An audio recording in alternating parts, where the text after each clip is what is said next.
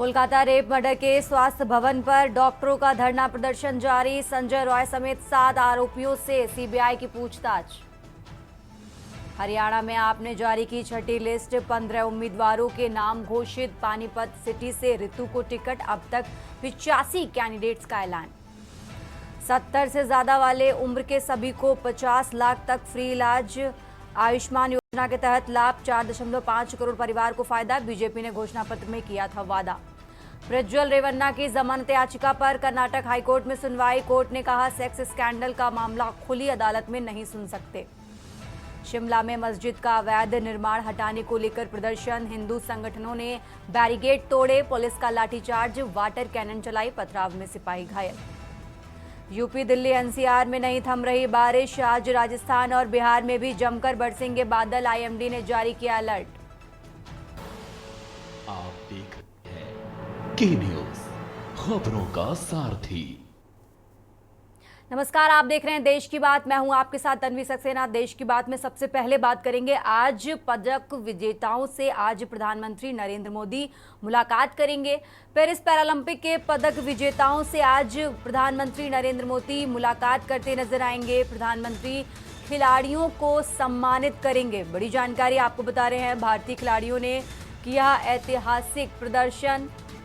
Paris में आयोजित 2024 Paralympic में किया प्रदर्शन।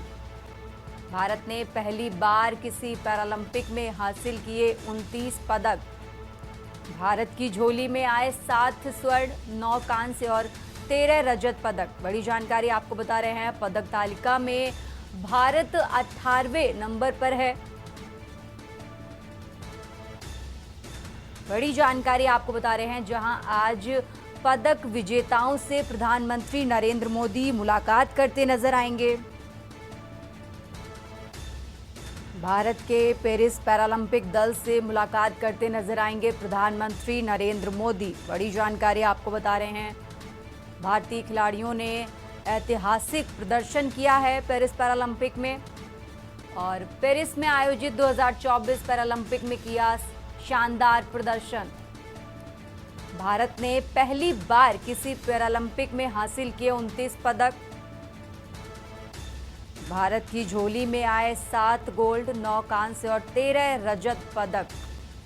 और इसी को लेकर पदक तालिका में, मेडल टैली में भारत 18वें नंबर पर रहा। बड़ी जानकारी आपको बता रहे हैं राजधानी दिल्ली से, जहां प्रधानमंत्री नरेंद्र मोदी आज पेरिस पैरालंपिक के विजेताओं से मुलाकात करते नजर आएंगे। प्रधानमंत्री खिलाड़ियों का सम्मान करेंगे। बड़ी जानकारी आपको बता रहे हैं, भारतीय खिलाड़ियों ने ऐतिहासिक प्रदर्शन किया है पेरिस पैरालंपिक में। और पेरिस में आयोजित 2024 पैरालंपिक में किया शानदार प्रदर्शन। और आज प्रधानमंत्री नरेंद्र मोदी पेरिस पैरालंपिक के विजेताओं से, खिलाड़ियों से बातचीत करेंगे, मुलाकात करेंगे। बड़ी जानकारी आपको बता रहे हैं।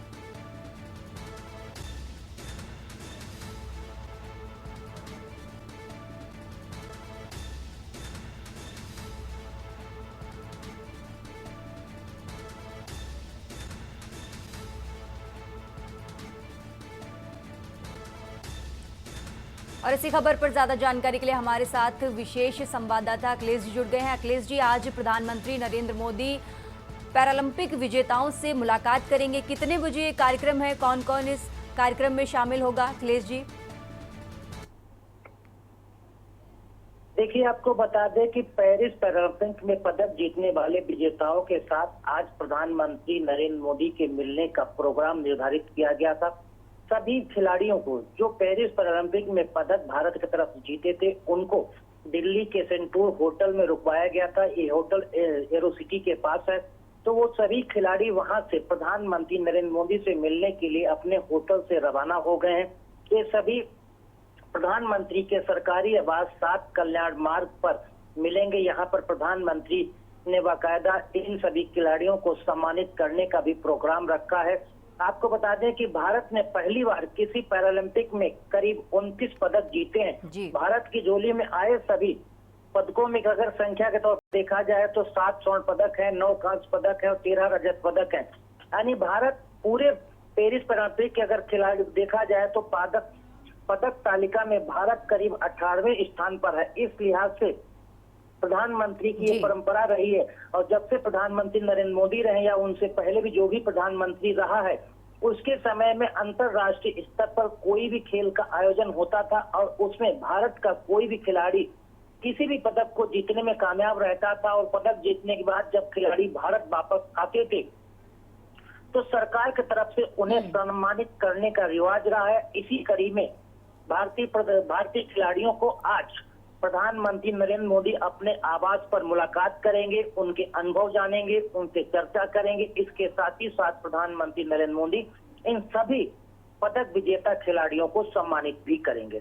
जी अखिलेश जी, बहुत बहुत शुक्रिया आपका तमाम जानकारी हमारे दर्शकों तक पहुंचाने के लिए। और खबर आपको बता रहे थे जहां पेरिस पैरालंपिक के विजेताओं से आज प्रधानमंत्री नरेंद्र मोदी मुलाकात करते नजर आएंगे, उनका हौसला बढ़ाएंगे और साथ ही उनको बधाई भी देते नजर आएंगे। बड़ी जानकारी आपको बता रहे थे। चलिए बढ़ते आगे खबरों में। राजधानी दिल्ली से एक और अहम जानकारी आपको बता देते हैं जहां कांग्रेस की केंद्रीय चुनाव समिति की आज बैठक। हरियाणा चुनाव के लिए उम्मीदवारों की लिस्ट पर मोहर। कांग्रेस अध्यक्ष की अध्यक्षता में आयोजित बैठक। बड़ी जानकारी आपको बता रहे हैं। कांग्रेस ने देर रात उम्मीदवारों की लिस्ट जारी की और उसके बाद अब कांग्रेस की केंद्रीय चुनाव समिति की बैठक होगी। बड़ी जानकारी आपको बता रहे हैं राजधानी दिल्ली से। कांग्रेस की केंद्रीय चुनाव समिति की बैठक। हरियाणा चुनाव के लिए उम्मीदवारों की लिस्ट पर मोहर। और इसी खबर पर ज्यादा जानकारी के लिए हमारे साथ विशेष संवाददाता अखिलेश जी जुड़ गए हैं। अखिलेश जी, केंद्रीय चुनाव समिति की कांग्रेस की बैठक है, उम्मीदवारों के नामों का ऐलान तो हो चुका है, लेकिन हरियाणा में जो ये खबरें थी कि आम आदमी पार्टी और कांग्रेस गठबंधन में रहेगी, लेकिन अब इन सारी खबरें, क्योंकि जैसे जैसे लिस्ट अनाउंस होती जा रही है वैसे अब ये क्लियर हो गया है कि आम आदमी पार्टी और कांग्रेस अलग अलग चुनावी मैदान में उतरेंगे। तो कांग्रेस के लिए क्या मतलब सामने क्या फेज होगा, नए जो उनके सामने चुनौतियां हैं वो अलग क्या नजर आएंगी? अब गठबंधन की खबरों, अगर गठबंधन नहीं होता है तो कांग्रेस के लिए वो कौन सी चुनौतियां होंगी हरियाणा विधानसभा चुनाव में? अखिलेश जी, देखिए, हरियाणा विधानसभा चुनाव में नामांकन की प्रक्रिया का आज आखिरी दिन है। हरियाणा विधानसभा चुनाव के प्रत्याशियों को अपना नामांकन दाखिल करने के लिए आज की अंतिम तिथि निर्धारित की गई है। भारतीय जनता पार्टी, कांग्रेस पार्टी, आम आदमी पार्टी, सभी पार्टियों ने लगभग अपने प्रत्याशियों के नाम घोषित कर दिए हैं। एक दो नाम अगर किसी पार्टी की बचा भी है तो वो आज घोषित हो जाएगा। इसी कड़ी में देखा जाए कि कांग्रेस पार्टी के केंद्रीय चुनाव समिति की देर रात बैठक हुई थी। केंद्रीय चुनाव समिति की बैठक कांग्रेस के राष्ट्रीय अध्यक्ष मल्लिकार्जुन खड़गे की मौजूदगी में हुई। इस बैठक में हरियाणा के सभी कैंडिडेट्स जो 90 विधानसभा सीटों पर चुनाव लड़ाने की कांग्रेस बात कर रही थी, उनमें अधिकांश कांग्रेस के सभी प्रत्याशियों की सूची पर मंथन किया गया। मंथन करने के बाद केंद्रीय चुनाव समिति कांग्रेस की तरफ पर इन पर मोहर लगा दी गई। ज्यादा से ज्यादा कैंडिडेटों की लिस्ट देर रात जारी कर दी गई थी। अब एक दो नाम बचे हैं तो उनको भी जारी कर दिया जाएगा। तो इस तरह से देखा जाए कि हरियाणा के विधानसभा चुनाव में कांग्रेस और आम आदमी पार्टी के गठबंधन के बीच जो बातें चल रही थी, मंथन हो रहा था, कई दौर की बैठकें भी हुई, लेकिन दोनों पार्टियों के बीच में गठबंधन नहीं हो पाया, आम सहमति नहीं बन पाई। आम आदमी पार्टी करीब 15 सीटों पर चुनाव लड़ना चाहती थी, कांग्रेस से मांग रही थी। कांग्रेस उनको 4 से 5 सीटें देना चाहती थी और उन सीटों पर सहमति नहीं बनी। इसके बाद कांग्रेस और आम आदमी पार्टी ने दोनों ने फैसला किया कि वो अपने सिंबल पर अपने कैंडिडेट सभी सीटों पर उतारेंगे और फ्रेंडली फाइट के साथ वो हरियाणा विधानसभा चुनाव में एक दूसरे के सामने नजर आएंगे। हालांकि इसमें भारतीय जनता पार्टी इसको अपने लिए बहुत ही अच्छा कदम मान के चल रही है कि कांग्रेस और आम आदमी पार्टी का गठबंधन नहीं हुआ। लेकिन ये तय है, अगर आज आम आदमी पार्टी जिस तरह से एक के बाद एक कैंडिडेटों के नाम घोषित कर रही है और प्रत्याशियों की सूची जो सामने आ रही, उससे साफ झलकता है कि उसमें कांग्रेस के भी विद्रोही प्रत्याशी हैं, नेता हैं, और बीजेपी से भी जो विद्रोह किए हैं टिकट न मिलने के कारण, वो भी आम आदमी पार्टी के टिकट पर चुनाव लड़ रहे हैं। तो इस तरह से हरियाणा का विधानसभा चुनाव बेहद रोमांचक दौर में पहुंच रहा है। और आज आखिरी नामांकन की प्रक्रिया पूरी होने के बाद कल से आमतौर पर सभी नेताओं की ताबड़तोड़ चुनावी रैलियां नजर आएंगी। तब देखना होगा कि आम आदमी पार्टी बीजेपी और कांग्रेस को कितना निशाना बनाती है और कांग्रेस आम आदमी पार्टी पर कितने बड़े हमले बोलती है। भारतीय जनता पार्टी तो सभी के निशाने पर रहेगी ही रहेगी। बिल्कुल अखिलेश जी, बहुत बहुत शुक्रिया आपका तमाम जानकारी। आप हमारे साथ आगे भी बने रहिए, हम आपसे जानकारी लेते रहेंगे। और खबर आपको दिल्ली से बता रहे थे, जहां कांग्रेस की केंद्रीय चुनाव समिति की बैठक, उसके बाद हरियाणा चुनाव के लिए उम्मीदवारों की लिस्ट पर लगी मोहर। देश की बात में यहाँ रुकेंगे एक छोटे से ब्रेक के लिए। आप देख रहे हैं के न्यूज, खबरों का सारथी। देश की बात में एक बार फिर से आप सभी का स्वागत है। रुक करते हैं राजधानी दिल्ली का, जहां दिल्ली से बड़ी जानकारी आपको बता रहे हैं। पूर्व सीएम मनोहर लाल खट्टर का दावा, बीजेपी हरियाणा में फिर से दर्ज करेगी जीत। बीजेपी लगातार तीसरी बार हरियाणा में बनाएगी सरकार। कांग्रेस को पता लग गया है कि वो हार रही है। ये बड़ा दावा मनोहर लाल खट्टर की तरफ से किया गया है। हरियाणा विधानसभा चुनाव को लेकर बड़ी जानकारी आपको बता रहे हैं। पूर्व सीएम मनोहर लाल खट्टर का बड़ा दावा, उन्होंने कहा कि बीजेपी हरियाणा में फिर से दर्ज करेगी जीत। बीजेपी लगातार तीसरी बार हरियाणा में बनाएगी सरकार। कांग्रेस को पता लग गया है कि वो हार रही है। बड़ी जानकारी आपको बता रहे हैं। ज्यादा जानकारी के लिए अखिलेश जी हमारे साथ जुड़ गए हैं। अखिलेश जी, पूर्व मुख्यमंत्री मनोहर लाल खट्टर की तरफ से बड़ा दावा किया गया है, कहा गया है कि हरियाणा में बीजेपी जीत दर्ज करेगी। अखिलेश जी, हरियाणा विधानसभा चुनाव में जो चुनाव की तारीखें नजदीक आ रही हैं, वोटिंग की तारीखों का जैसे नजदीक आना, तो आरोप और प्रत्यारोप का दौर शुरू हो जाना। उसी तरह से भारतीय जनता पार्टी के बड़े नेता, भारतीय जनता पार्टी की तरफ से हरियाणा के 2 बार मुख्यमंत्री रहे और वर्तमान में केंद्रीय मंत्री मनोहर लाल खट्टर के तरफ से कांग्रेस पर बड़ा हमला बोला गया है। खट्टर ने कहा कि कांग्रेस को अब पता चल गया है कि वो हरियाणा में चुनाव हार रही है। हरियाणा में भारतीय जनता पार्टी की सरकार बढ़ने जा रही है। हरियाणा में भारतीय जनता पार्टी पूर्ण बहुमत की सरकार बनाएगी। हरियाणा में भारतीय जनता पार्टी को इतनी सीटें मिलेंगी कि दूर दूर तक कांग्रेस और उनके विरोधी नजर नहीं आएंगे जी। तो इससे यही लगता है कि भारतीय जनता पार्टी के बड़े नेता मनोहर लाल खट्टर एक बार हरियाणा चुनाव में फिर से सक्रिय नजर आ रहे हैं और लगातार उनका जनसंपर्क अभियान चल रहा है। और जनसंपर्क अभियान के तहत वो प्रत्याशियों के समर्थन और उनको वोट मांगने के लिए लोगों को जुटाने का काम भी कर रहे हैं। और इसी दौरान उन्होंने भारतीय जनता पार्टी की तरफ से ये कहा कि भारतीय जनता पार्टी हरियाणा में सरकार बनाने जा रही है, कांग्रेस हरियाणा में चुनाव हारने जा रही है और भारतीय जनता पार्टी की पूर्ण बहुमत की सरकार बनेगी। बिल्कुल, हरियाणा विधानसभा चुनाव को लेकर वार पलटवार का दौर जारी है। अखिलेश जी, अब आप हमारे साथ बने रहिए, हम आगे भी आपसे जानकारी लेते रहेंगे। और राजधानी दिल्ली से खबर आपको बता रहे थे, जहां पूर्व सीएम मनोहर लाल खट्टर का बड़ा दावा, उन्होंने कहा कि भारतीय जनता पार्टी हरियाणा में एक बार फिर से जीत दर्ज करेगी।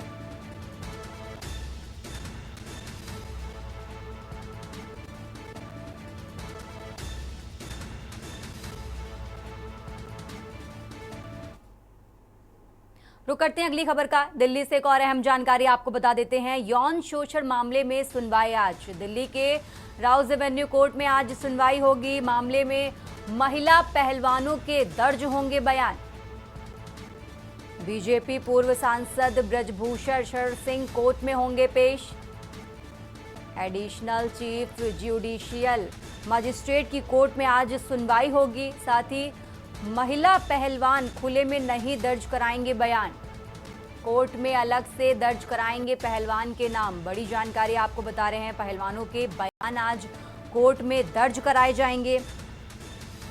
आज डब्ल्यूएफआई के पूर्व अध्यक्ष ब्रजभूषण शरण सिंह पर लगे महिला पहलवानों से यौन शोषण के आरोप मामले की दिल्ली की राउज एवेन्यू कोर्ट में सुनवाई होनी है। बड़ी जानकारी आपको बता रहे हैं, कोर्ट में आज महिला पहलवानों के बयान दर्ज होंगे। दिल्ली की राउज एवेन्यू कोर्ट में आज इस मामले की सुनवाई होगी, जहां महिला पहलवानों के बयान दर्ज किए जाएंगे। बड़ी जानकारी आपको बता रहे हैं। और सुनवाई के दौरान पूर्व भाजपा सांसद ब्रजभूषण भी कोर्ट में पेश होंगे। साथ ही पूरी सुनवाई के दौरान वो कोर्ट में मौजूद भी रहेंगे। बड़ी जानकारी आपको बता रहे हैं। आपको जानकारी के लिए बता दें कि 10 सितंबर को महिला पहलवानों की तबीयत खराब होने के कारण मामले की सुनवाई नहीं हो पाई थी। तो वहीं आज इस मामले पर दिल्ली की राउज एवेन्यू कोर्ट में सुनवाई होगी। कोर्ट में अलग से महिला पहलवानों के बयान दर्ज कराए जाएंगे। यौन शोषण मामले में आज दिल्ली की राउज एवेन्यू कोर्ट में सुनवाई होगी। बड़ी जानकारी आपको बता रहे हैं।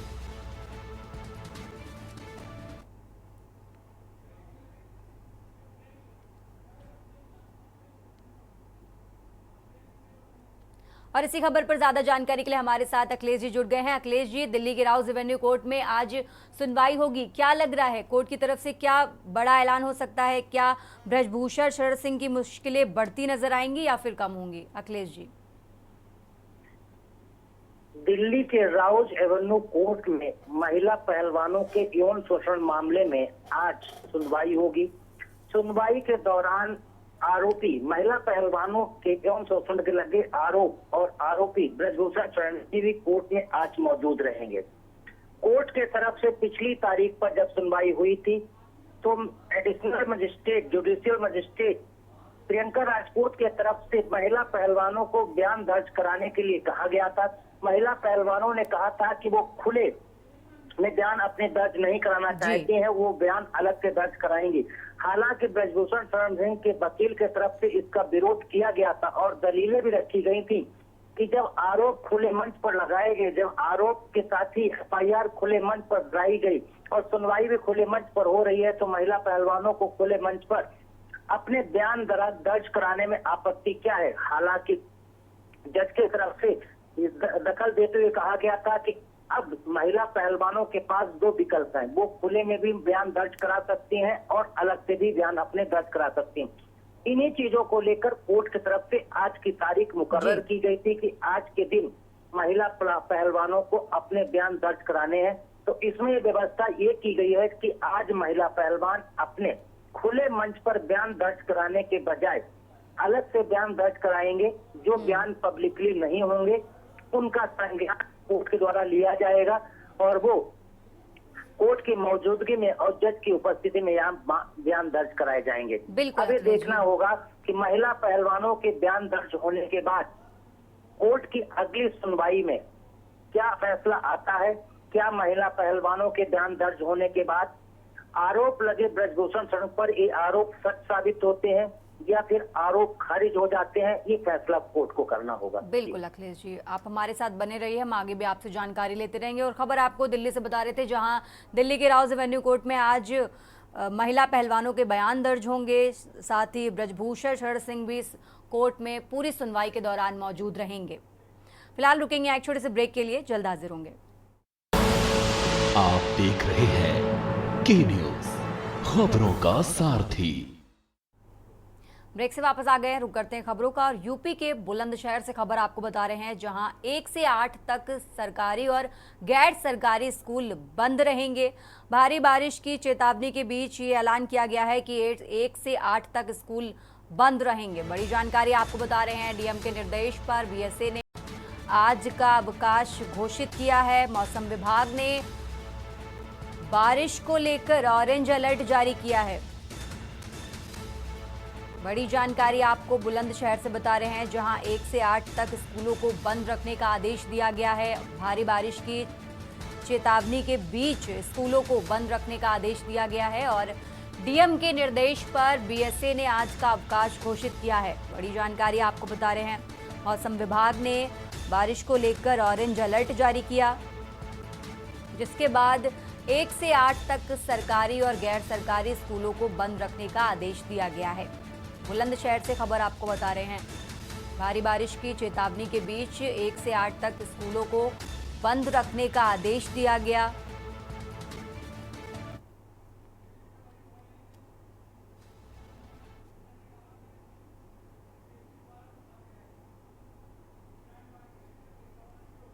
बढ़ते हैं आगे खबरों में। राजधानी दिल्ली से एक और अहम जानकारी आपको बता देते हैं, जहां पूर्व सीएम मनोहर लाल खट्टर का दावा। बड़ी जानकारी आपको बता रहे हैं। उन्होंने कहा कि बीजेपी हरियाणा में फिर से सत्ता में आएगी, फिर से जीत दर्ज करेगी। बीजेपी लगातार तीसरी बार हरियाणा में सरकार बनाएगी। बड़ी जानकारी आपको बता रहे हैं। कांग्रेस को पता लग गया है कि वो हार रही है। मनोहर लाल खट्टर की तरफ से ये दावा किया गया है और कहा गया है कि भारतीय जनता पार्टी एक बार फिर से हरियाणा में सत्ता में आएगी, एक बार फिर से जीत दर्ज करेगी। बड़ी जानकारी आपको बता रहे हैं, जहां पूर्व सीएम और केंद्रीय मंत्री मनोहर लाल खट्टर का बड़ा दावा।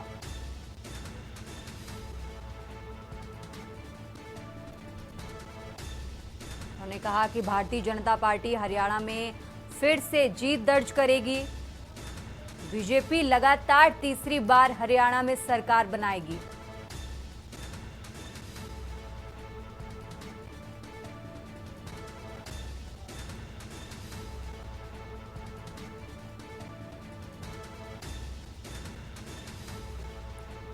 बड़ी जानकारी आपको बता रहे हैं, जहां पूर्व सीएम और केंद्रीय मंत्री मनोहर लाल खट्टर का बड़ा दावा। उन्होंने कहा कि भारतीय जनता पार्टी लगातार तीसरी बार हरियाणा में सरकार बनाएगी। उन्होंने कहा कि कांग्रेस को पता लग गया है कि वो हार रही है।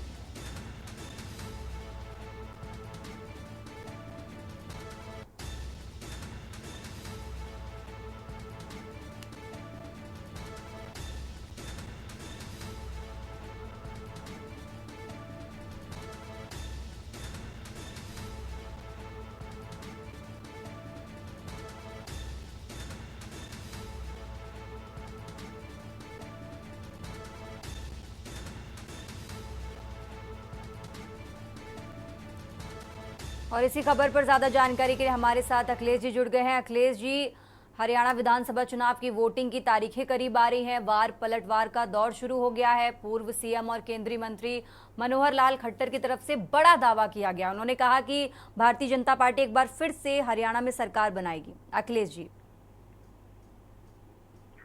भारतीय जनता पार्टी के बड़े नेता, भारतीय जनता पार्टी की तरफ से हरियाणा में 2 बार मुख्यमंत्री रहे और वर्तमान में केंद्रीय मंत्री मनोहर लाल खट्टर की तरफ से कांग्रेस पर बड़ा हमला बोला गया है। कांग्रेस को निशाना बनाते हुए मनोहर लाल खट्टर ने कहा कि हरियाणा में कांग्रेस जो सपने देख रही है वो सपने उसके पूरे होने वाले नहीं। कांग्रेस को अब पता चल गया है कि वो हरियाणा का विधानसभा चुनाव हारने जा रही है। भारतीय जनता पार्टी हरियाणा का विधानसभा चुनाव जीतने जा रही। मनोहर लाल खट्टर ने इतना नहीं कहा, मनोहर लाल खट्टर ने भी कहा कि हरियाणा में भारतीय जनता पार्टी की सरकार बनेगी, तीसरी बार भारतीय जनता पार्टी एक सरकार बनाएगी और इस बार भारतीय जनता पार्टी पूर्ण बहुमत की सरकार बनाएगी। मनोहर लाल खट्टर ने कहा कि पहली बार भले भारतीय जनता पार्टी ने पूर्ण बहुमत की सरकार बनाई, दोबारा गठबंधन की सरकार बनाई, इस बार कह रहे हैं कि तीसरी बार जो सरकार बनेगी वो पूर्ण बहुमत की सरकार बनेगी और भारतीय जनता पार्टी बड़े बहुमत के साथ जीतेगी। उसके प्रत्याशी बड़े वोटों की संख्या के साथ जीत के और भारतीय जनता पार्टी की सरकार एक बार फिर हरियाणा में बनाने जा रहे हैं। ये सभी बातें मनोहर लाल खट्टर के तरफ से हरियाणा के चुनाव प्रचार के दौरान कही गई। जी बिल्कुल अखिलेश जी, आप हमारे साथ बने रहिए, हम आगे भी आपसे जानकारी लेते रहेंगे। और खबर आपको राजधानी दिल्ली से बता रहे थे, जहां पूर्व सीएम और केंद्रीय मंत्री मनोहर लाल खट्टर की तरफ से दावा किया गया और कहा कि बीजेपी हरियाणा में एक बार फिर से सत्ता में आएगी। फिलहाल यहाँ रुकेंगे एक छोटे से ब्रेक के लिए, जल्द हाजिर होंगे। आप देख रहे हैं के न्यूज, खबरों का सारथी। देश की बात में एक बार फिर से हाजिर हैं और अब खबर आपको यूपी के रायबरेली से बता रहे हैं, जहां एसआईटी की जांच में रायबरेली पुलिस की खुली पोल। खीरो पुलिस पर कार्रवाई के हुए आदेश। बड़ी जानकारी आपको रायबरेली से बता रहे हैं, जहां मामले में युवक के चालान पर हाईकोर्ट ने दिया आदेश। हाईकोर्ट ने खीरो थाना पुलिस पर कड़ी कार्रवाई के दिए आदेश। बड़ी जानकारी आपको रायबरेली से बता रहे हैं, एसआईटी की जांच में चोरी का मामला निकला फर्जी। टावर की बैटरी चोरी के जुर्म में अलख मिश्रा को भेजा था जेल। फर्जी तरीके से गिरफ्तारी दिखाकर युवक को बताया आरोपी। 13 अप्रैल को पीड़ित अलख मिश्रा को कोर्ट से मिली थी जमानत। बड़ी जानकारी आपको बता रहे हैं। मामले में तत्कालीन एसपी को भी हाईकोर्ट ने किया था तलब। जस्टिस नरेंद्र कुमार जौहर, विवेक चौधरी की खंडपीठ ने की सुनवाई।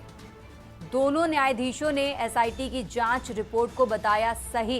न्यायाधीशों ने संबंधित पुलिस कर्मियों पर जांच के आदेश दिए। पुलिस कर्मियों पर अनुशासनात्मक व विभागीय कार्रवाई के दिए आदेश। रायबरेली से खबर आपको बता रहे हैं। एसआईटी की जांच में रायबरेली पुलिस की खुली पोल। हीरो पुलिस पर कार्रवाई के हुए आदेश।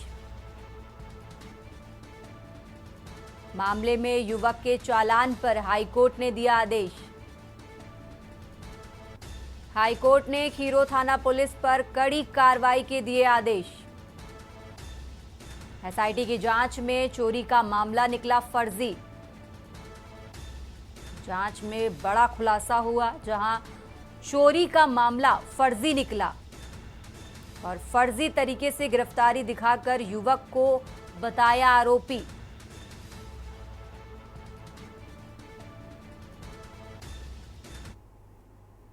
रुक करते हैं अगली खबर का। बुलंदशहर में सड़क पर दिखा विशाल अजगर। अजगर देखकर लोगों में दहशत का माहौल।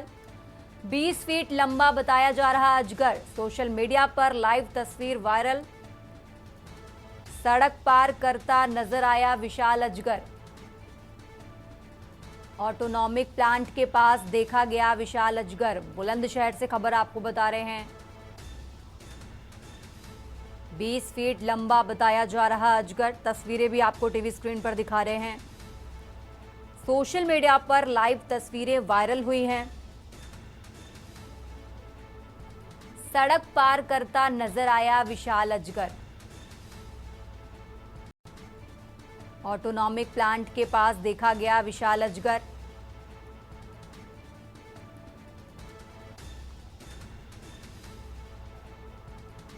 बुलंदशहर से खबर आपको बता रहे हैं, जहां सड़क पर अजगर देखकर लोगों में दहशत का माहौल।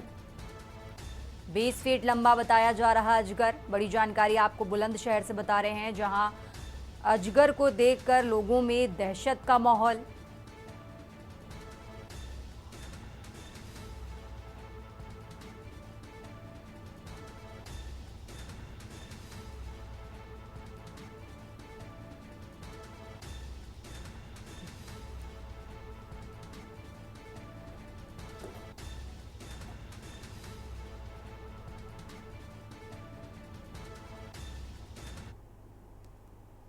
चलिए बढ़ते हैं आगे खबरों में। राजधानी लखनऊ से अहम जानकारी आपको बता देते हैं। डीजीपी प्रशांत कुमार द्वारा की गई बैठक।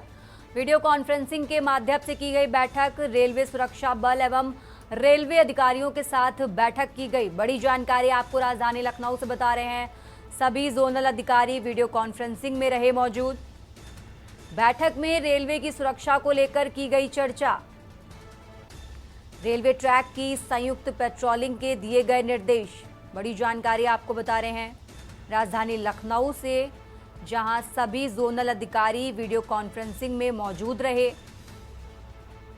और इस बैठक में रेलवे की सुरक्षा को लेकर चर्चा की गई, जिसके बाद रेलवे ट्रैक की संयुक्त पेट्रोलिंग के निर्देश दिए गए। बड़ी जानकारी आपको बता रहे हैं डीजीपी प्रशांत कुमार द्वारा की गई बैठक। वीडियो कॉन्फ्रेंसिंग के माध्यम से की गई बैठक। रेलवे सुरक्षा बल एवं रेलवे अधिकारियों के साथ ये बैठक की गई और इस बैठक के बाद रेलवे ट्रैक की संयुक्त पेट्रोलिंग के दिए गए निर्देश।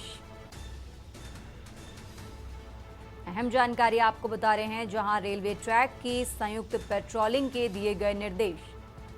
सभी जोनल अधिकारी वीडियो कॉन्फ्रेंसिंग के जरिए इस बैठक में मौजूद रहे। बैठक में रेलवे की सुरक्षा को लेकर चर्चा की गई और जिसके बाद रेलवे ट्रैक की संयुक्त पेट्रोलिंग के निर्देश दिए गए।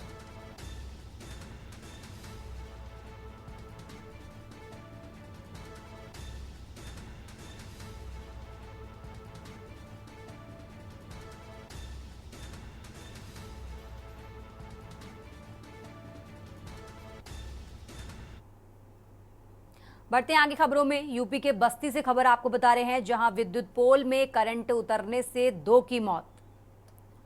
सुबह खेत में काम करने गए दोनों किसानों की मौत। एक किसान खेत में प्रवेश करते ही बिजली से झुलसा। पहले किसान को बचाने गए दूसरे किसान की भी हुई मौत। पीड़ित परिजनों ने बिजली विभाग पर लापरवाही का लगाया आरोप। पीड़ित परिजनों का रो रो कर बुरा हाल। ग्राम पंचायत महसा के राजस्व गांव भिखारिया का मामला आपको बता रहे हैं। बस्ती से खबर आपको बता रहे हैं।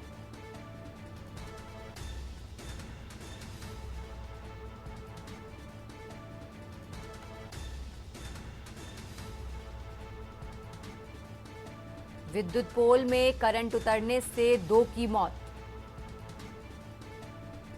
सुबह खेत में काम करने गए दोनों किसानों की हुई मौत। एक किसान खेत में प्रवेश करते ही बिजली से झुलसा। उसके बाद परिजनों ने बिजली विभाग पर लापरवाही का लगाया आरोप।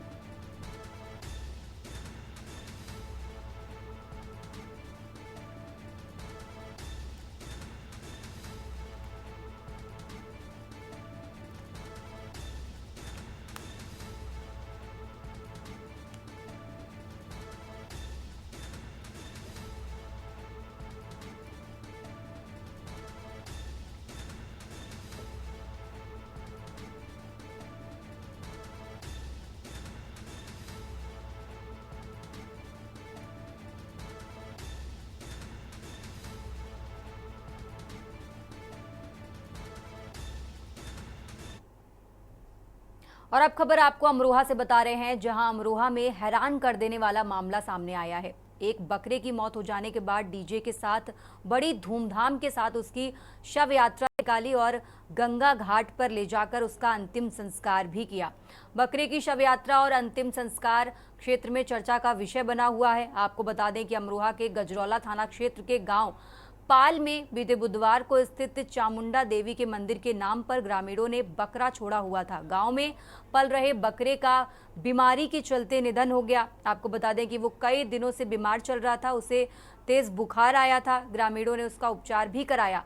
सुधार होने पर उसे गांव में ले गए, लेकिन उसकी हालत रात में अचानक बिगड़ गई और मौत हो गई उसकी। बकरे की मौत की जानकारी होने पर गांव में शोक की लहर दौड़ गई। बकरे की शव यात्रा को गाजे बाजे के साथ डीजे बजाकर निकाला गया। डीजे पर शव यात्रा ले जाते हुए माता रानी के भजन भी बजाए गए। ग्रामीणों ने चामुंडा मैया के नाम पर छोड़े गए इस मृत बकरे का अंतिम संस्कार तिगरी गंगा घाट पर सभी रस्मों रिवाजों के साथ किया। पूरे गांव में बकरे की मौत के बाद खाना नहीं बना है।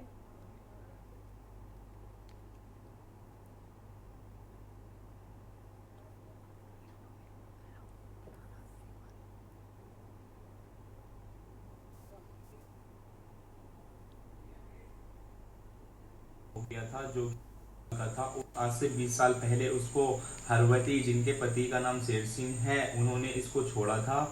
और इस बकरे की आज हमने हमारे ग्रामवासियों ने मिलकर एक शोभा यात्रा निकाली, जो कि हमारे ग्राम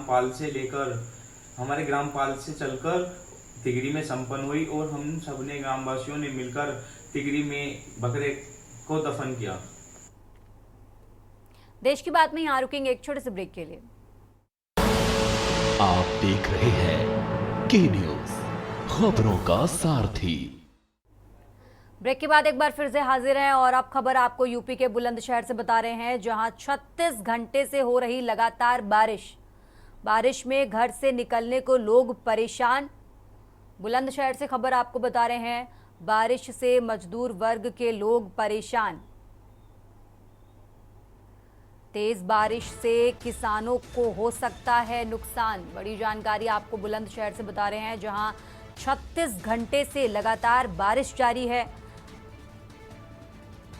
बारिश में घर से निकलने के लिए लोग परेशान हैं।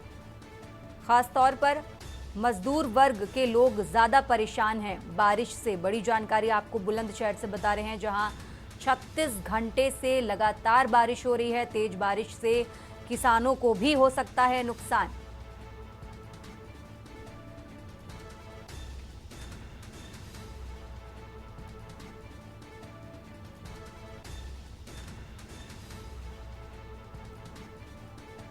बुलंदशहर से खबर आपको बता रहे हैं, जहां 36 घंटे से लगातार बारिश जारी है। तस्वीरें भी आपको टीवी स्क्रीन पर दिखा रहे हैं।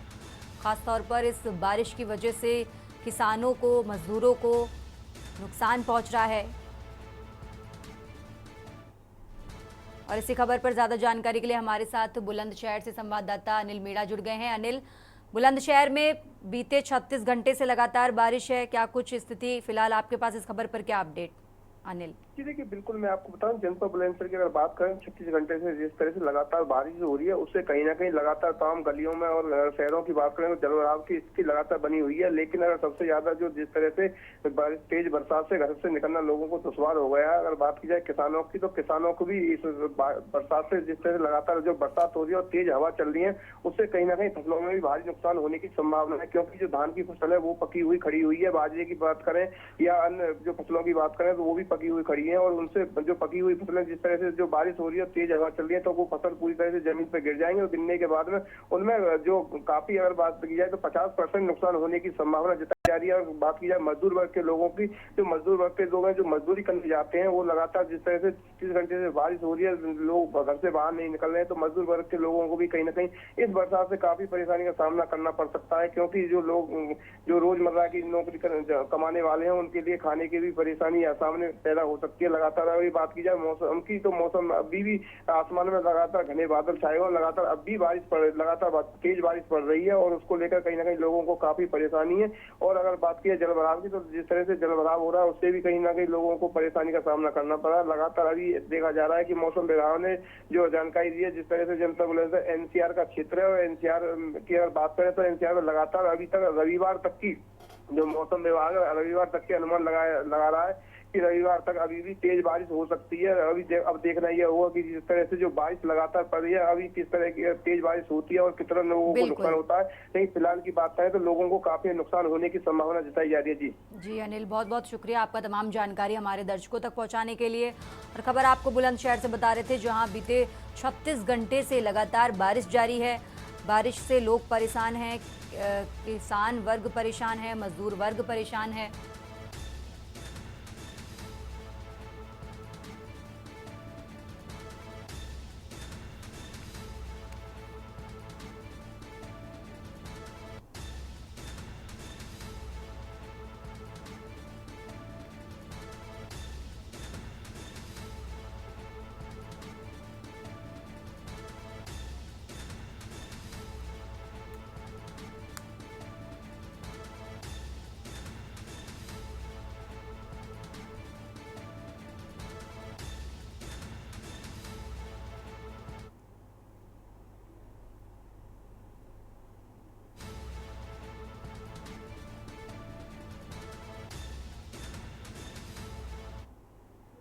और अब खबर आपको रायबरेली से बता रहे हैं। रायबरेली से अहम जानकारी आपको बता देते हैं, जहां बिजली विभाग की दिखी बड़ी लापरवाही।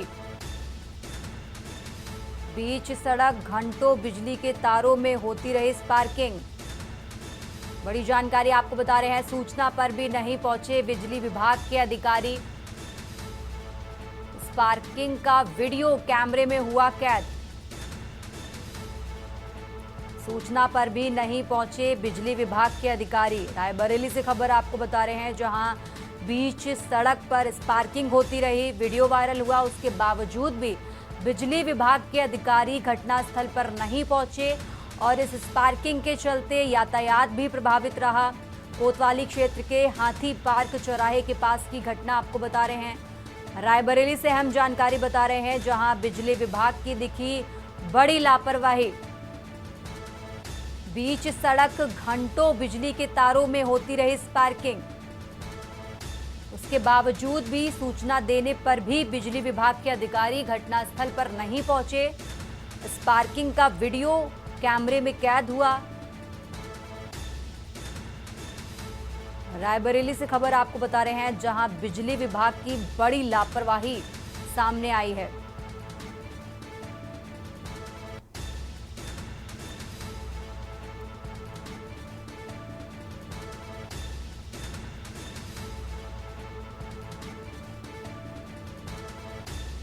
रायबरेली से खबर आपको बता रहे हैं, वीडियो भी आपको दिखा रहे हैं टीवी स्क्रीन पर, जहां स्पार्किंग होते हुए घंटों ये स्पार्किंग होती रही। सूचना देने के बाद भी बिजली विभाग के अधिकारी घटनास्थल पर नहीं पहुंचे।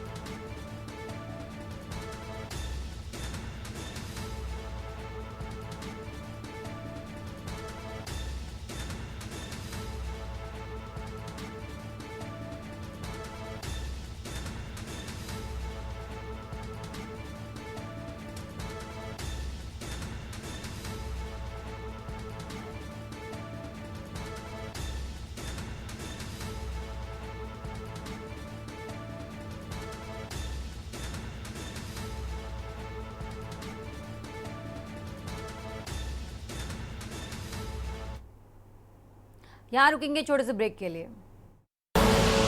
आप देख रहे हैं के न्यूज, खबरों का सारथी। देश की बात में एक बार फिर से हाजिर है। रुक करते हैं खबरों का। रामपुर के थाना सेफनी अंतर्गत एक खेत में एक व्यक्ति की सिर कटी लाश मिलने से पूरे क्षेत्र में सनसनी मच गई। सूचना मिलते ही पुलिस अधीक्षक विद्यासागर मिश्र और अपर पुलिस अधीक्षक अतुल कुमार श्रीवास्तव घटनास्थल पर पहुंचे और घटनास्थल का निरीक्षण किया। इस सिर कटी लाश की पुलिस द्वारा शिनाख्त की गई तो पता चला ये सिर कटी लाश शानू की है, जिसकी उम्र लगभग 28 से 30 साल बताई जा रही है और ये जनपद मुरादाबाद के बिलारी का रहने वाला है। पुलिस ने शानू का पंचनामा भरकर पोस्टमार्टम के लिए जिला अस्पताल भेज दिया है। इस विषय पर पुलिस अधीक्षक रामपुर विद्यासागर मिश्र ने कहा कि थाना प्रभारी सैफनी को एक सूचना प्राप्त हुई थी कि एक गन्ने के खेत में सैफनी के पास ही एक डेड बॉडी पड़ी मिली। इस सूचना पर थाना अध्यक्ष पहुंचे और फिर हमारे द्वारा और एडिशनल एसपी हम लोगों ने घटनास्थल का निरीक्षण किया। बॉडी के बारे में पहचान कराई जा रही है। हमारे द्वारा विद्युत कार्रवाई की गई। अभी बॉडी के सिर की तलाश कर रहे हैं।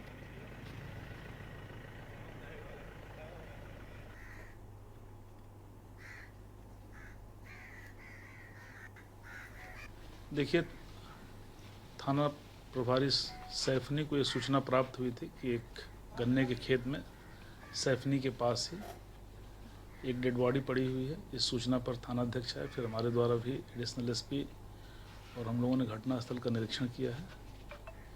बॉडी के बारे में भी पहचान कराई जा रही है। हमारे द्वारा विधिक कार्रवाई की जाएगी। सर, क्या लगता है सर का इलाज कहीं सर प्राप्त हुआ है सर इसका क्या? अभी हम सर की तलाश कर रहे हैं। खबरों में आगे बढ़ते हैं। नोएडा से अहम जानकारी आपको बता देते हैं, जहां नोएडा एसटीएफ यूनिट की बड़ी कार्रवाई। नोएडा एसटीएफ यूनिट ने तिब्बती नागरिक को किया गिरफ्तार। तिब्बती नागरिक को दिल्ली से किया गया गिरफ्तार। बड़ी जानकारी आपको बता रहे हैं। विदेशी नागरिकों को भारतीय खाते कराता था उपलब्ध। आरोपी ने फर्जी दस्तावेजों पर खुद का बनवा लिया था पासपोर्ट। खुद का चंदन ठाकुर नाम से बनवा लिया था पासपोर्ट। नोएडा से खबर आपको बता रहे हैं। साइबर ठगी से 4 करोड़ से ज्यादा के ट्रांजैक्शन किए। एसटीएफ ने अरेस्ट कर सूरजपुर थाने में किया दाखिल। भारतीय खातों में गेमिंग ऐप फ्रॉड का पैसा किया जाता था जमा। चीन, मलेशिया जैसे देशों में बैठे ठगों से आरोपियों का कनेक्शन। आरोपी ने फर्जी दस्तावेजों पर खुद का बनवा लिया था पासपोर्ट। ज्यादा जानकारी के लिए हमारे साथ मुनेंद्र शर्मा जुड़ गए हैं। मुनेंद्र, फर्जीवाड़ा सामने आया है, एसटीएफ यूनिट की बड़ी कार्रवाई हुई है, क्या कुछ अपडेट इस खबर पर आपके पास? हाँ जी, बिल्कुल बताना चाहूंगा कि ये जो व्यक्ति है बेसिकली ये काफी जगह पर नाम बदल के रहा है, काफी जगह पर इसने अपनी पहचान छुपा करके ये रहा गया है। और ये रहने वाला बेसिकली तिब्बत का है, जहाँ से पहले नेपाल गया और नेपाल में जाकर के इसने ठीक ठाक अपनी को मेंटेन किया, अपनी लैंग्वेज को मेंटेन किया। उसके बाद इसने फर्जी पासपोर्ट बनवाया और फर्जी पासपोर्ट बनवाने के बाद में ये उन जालसाजों के संपर्क में आए जो कि इस तरीके के काम करते हैं। उसके बाद में इसने जो यहाँ पे भारतीय अकाउंट हैं उनको, जैसे रिक्शे वाले हो गए या कामगार मजदूर हो गए, उनके अकाउंट खुलवा करके ये उन अकाउंट्स के एटीएम, पासबुक चेकबुक अपने पास रखता था और उनकी अकाउंट डिटेल सारी अपने आकाओं को भेजा करता था, जो कि मलेशिया या अदर कंट्रीज के अंदर बैठे हुए हैं। ये लोग उन अकाउंट्स को यूज करते थे ठगी के पैसे को इन्वॉल्व करने के लिए, कंपोज करने के लिए, यूज करने के लिए, जिसके बाद में उस पैसे को निकाल लिया जाया करता था और अकाउंट को बंद कर दिया जाया करता था। तो ये पूरी कार्रवाई ये तकरीबन काफी समय से यहाँ पे कर रहा है, और जब ये मामले सामने आए तो कुछ लोगों को पकड़ा गया और उन्होंने बताया कि उनका उन खाते से कोई मतलब नहीं है। कुछ उनको चाइनीज टाइप का व्यक्ति मिला जिसने कि उनको लालच दे करके, नौकरी का लालच दे करके, पैसे का लालच दे करके उनसे एक खाते खुलवाए और उसके बाद वो व्यक्ति गायब हो गया। पूरी जांच हुई तो ये व्यक्ति सामने आया, इसको फिर गिरफ्तार किया गया है। इसके बाद में एसटीएफ की पूरी कार्रवाई में जिसका नाम सामने आया तो गिरफ्तार किया गया। बिल्कुल मुनेंद्र, बहुत बहुत शुक्रिया आपका तमाम जानकारी हमारे दर्शकों तक पहुंचाने के लिए। और खबर आपको नोएडा से बता रहे हैं, जहां नोएडा एसटीएफ यूनिट की बड़ी कार्रवाई हुई है। आरोपी ने फर्जी दस्तावेजों पर खुद का पासपोर्ट बनवा लिया था और अब इस तिब्बती नागरिक की गिरफ्तारी हो गई है।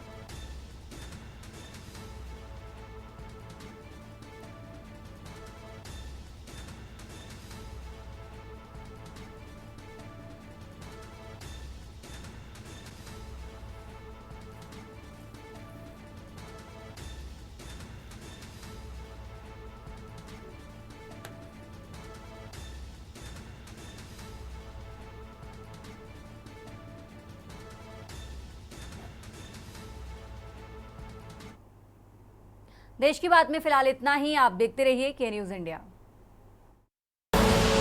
आप देख रहे हैं के न्यूज, खबरों का सारथी।